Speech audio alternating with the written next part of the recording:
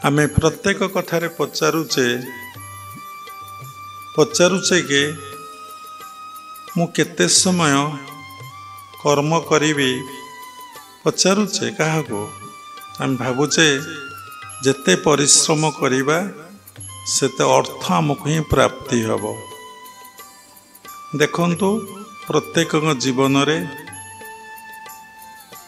जिते आपण पाठ पढ़ी रोजगार करंतु गोटे दीटा कि तीन टा बिल्डिंग करिवे, गोटे दीटा गाड़ी करिवे, दी तीन टा प्लॉट किनिमे, बैंक बैलेंस 50 लाख कि लक्षे कि कोटिए करिवे, ताठारो कोन अधिका करिवे। गोटे दीटा संतानर जनक बा जननी हेबे, अधिका संतानर जनक जननी हेबे नहीं। समस्ते बे पिला जन्म ग्रहण करिया को भय करुचंती। ता मूल रे होउची संतान को जन्म दबा, लालन पालन करिबा, तार दायित्व नबा भारी कष्टदायक। सेति लगी संतान प्रसव पई कौनसी माँ माने एबे प्राय आ राजी होना। गोटे संतान रे यथेष्ट पुओ हो कि झियो हो। तेणु आम जीवनटा एते बड़ दुर्लभ जन्म, इति बड़ जन्म भागवत लेखा अछि। अनेक जन्म तप फले मनुष्य जन्म मही तले। ए जीव अनेक जन्म धरी तपस्या कला परे मत्यमंडल रे मानव होगी जन्म हुए। अनेक जन्म तप फले मनुष्य जन्म मही तले। जार दिव्य ज्ञान स्फुरे मोहर महिमा सुमरे। मन निवेशी मो पयरे विषय दुख न सुमरे। परम आनंद सुख पाई से प्राणी रहे पूर्ण होई। तेणु जे पर्यंत व्यक्ति परम आनंद को उपलब्धि न करिछि से पर्यंत से अपूर्ण। जेते पाइले, जेते रोजगार कले, जेते कोठा कले, जेते बैंक बैलेंस कले, जेते देश विदेश गले, जेते गाड़ी कले, से अपूर्ण। से पूर्ण ही पारे नहीं।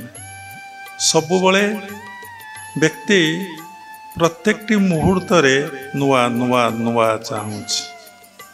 सबुटी समय गोटे मिनिट पर आउ गोटे नुआ, आउ गोटे मिनिट पर आउ गोटे नुआ, आउ गोटे मिनिट पर आउ गोटे नुआ। वर्तमान एभली समय हो जाइछि, समस्ते कहउचंदी नुआ नुआ नुआ। कौनटा नुआ? ए दुनिया रे देखंतु, ए पृथ्वी पृष्ठ रे देखंतु, सबु किछि पुरुणा, किछि इठी नुआ नाही। कौनसी कथा नुआ नाही, सबु ही पुरुणा।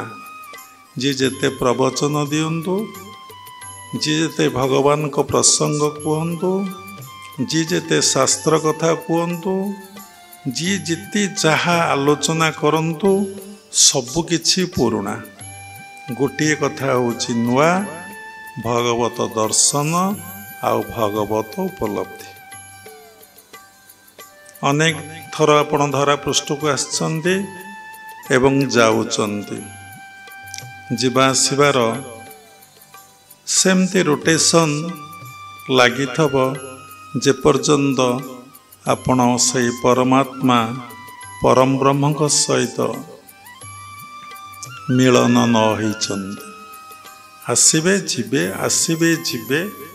एवं जेमती आपण कर्म करुचंती, जो संस्कार आपण भितर सृष्टि होउची, जो संस्कार को नेकी आपण आसीचंती, से संस्कार अनुसार आपणकर रूप, गुण, शिक्षा, दीक्षा, परिवेश, आचरण, उच्चारण सबकिछि एवरीथिंग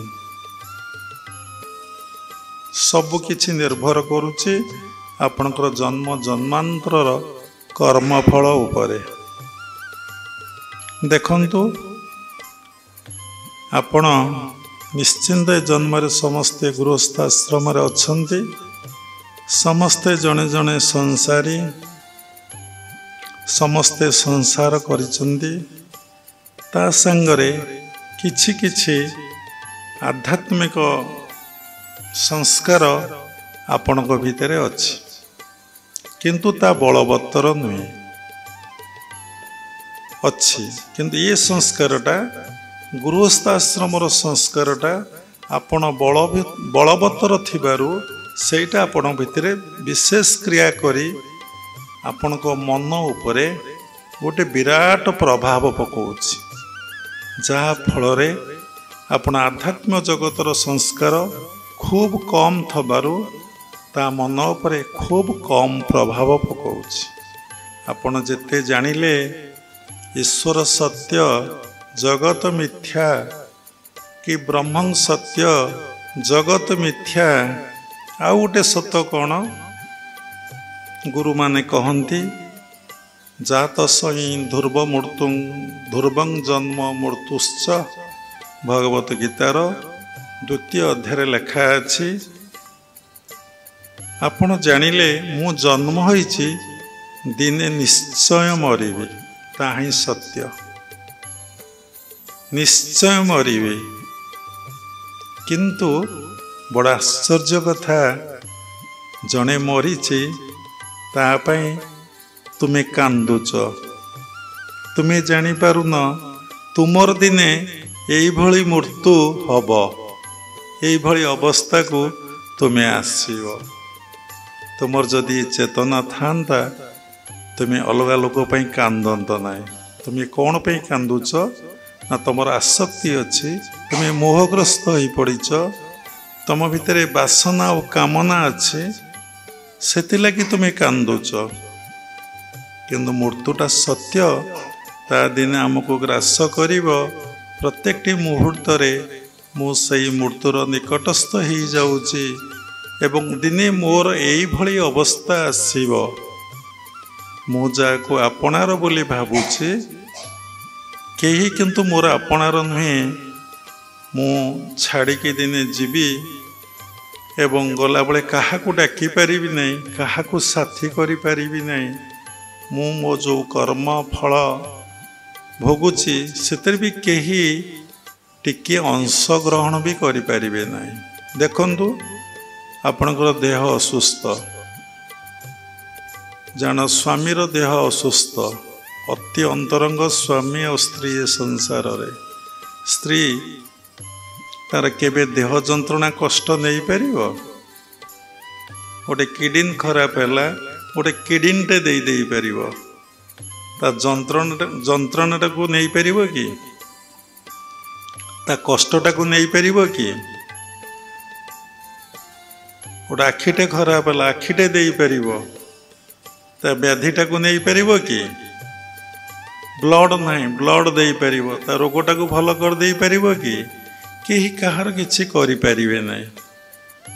କିନ୍ତୁ ଜଣେ ସବୁକିଛି କରିଦେଇ ପାରନ୍ତି, ସେ ହେଉଛନ୍ତି ଭଗବାନ ବା ଈଶ୍ୱର ବା ପରମାତ୍ମା ପରମ ବ୍ରହ୍ମ। ସେ ଆମର ପିତା, ଆମେ ତାଙ୍କର ସନ୍ତାନ। ବାରମ୍ବାର ଏ କଥା ବାବା ଉପସ୍ଥାପନା କରିଛନ୍ତି ଏ ଭୁବନେଶ୍ୱର ଧ୍ୟାନ କେନ୍ଦ୍ର ସତ୍ସଙ୍ଗରେ। କିନ୍ତୁ ଆମେ ଏତେ ଶୁଣିଲା ପରେ, ଏତେ ଜାଣିଲା ପରେ, ଏତେ ବଡ଼ ଦୁର୍ଲଭ ଜନ୍ମ ଆମର ପ୍ରାପ୍ତି ହେଇଛି।